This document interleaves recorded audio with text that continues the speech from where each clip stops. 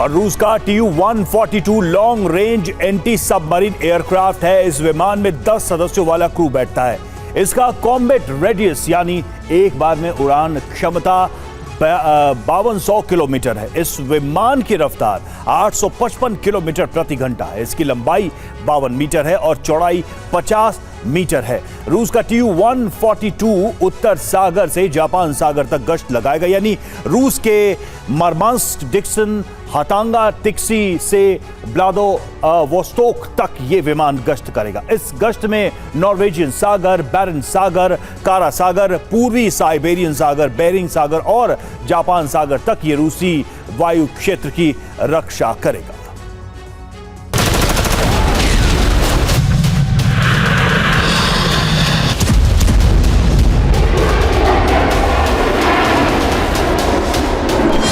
NATO से जंग के लिए परमाणु बॉम्बर तैनात हो चुके हैं और इसके साथ ही नेटो सदस्य देशों की घेराबंदी भी शुरू हो चुकी है। एस्टोनिया की खुफिया एजेंसी ने कहा है कि रूस भले ही बार बार ये दोहराए कि नेटो से टकराव नहीं चाहता, लेकिन सीधी जंग की तैयारी हो चुकी है। रूस ने लातविया, एस्टोनिया, फिनलैंड के बॉर्डर पर सेना बढ़ा दी है। यहां टैंक और आर्टिलरी हथियार भी बढ़ाए गए हैं। लातविया, एस्टोनिया और फिनलैंड तीनों नेटो के सदस्य देश हैं।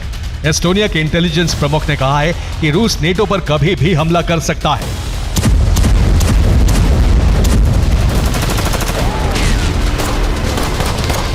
फरवरी 2022 में रूस ने लातविया, एस्टोनिया और फिनलैंड बॉर्डर पर 19,000 सैनिक तैनात किए थे। इन सैनिकों के साथ 2000 बख्तरबंद वाहन, 1000 तोप और टैंक तैनात किए गए थे।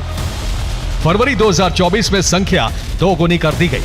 अब तीनों देशों की सीमा पर 38,000 सैनिक तैनात हैं और 4000 से ज्यादा बख्तरबंद वाहन भेजे गए हैं। तोप और टैंक बढ़ाकर 2000 कर दिए गए हैं।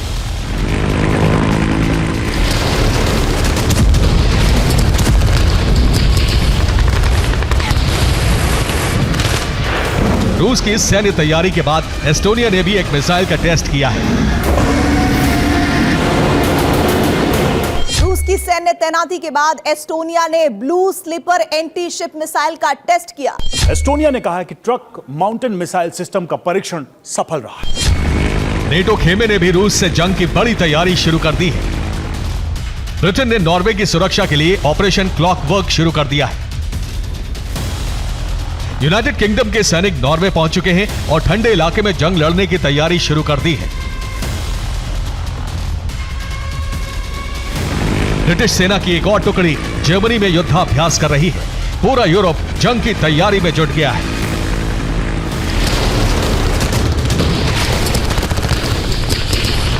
इस बीच फ्लाइट ट्रैकिंग सिस्टम से मिले डेटा से जानकारी मिली है कि अमेरिका यूरोप के कई देशों में हथियारों की तैनाती कर रहा है। खुफिया रिपोर्ट है कि अमेरिका के कार्गो विमान कतर और सऊदी अरब से उड़े। इनको रूट बदलकर फिनलैंड, नॉर्वे और स्वीडन भेजा गया। इन विमानों में हथियार लदे हुए थे। फिनलैंड, नॉर्वे और स्वीडन में अमेरिका बड़े पैमाने पर हथियार तैनाती कर रहा है।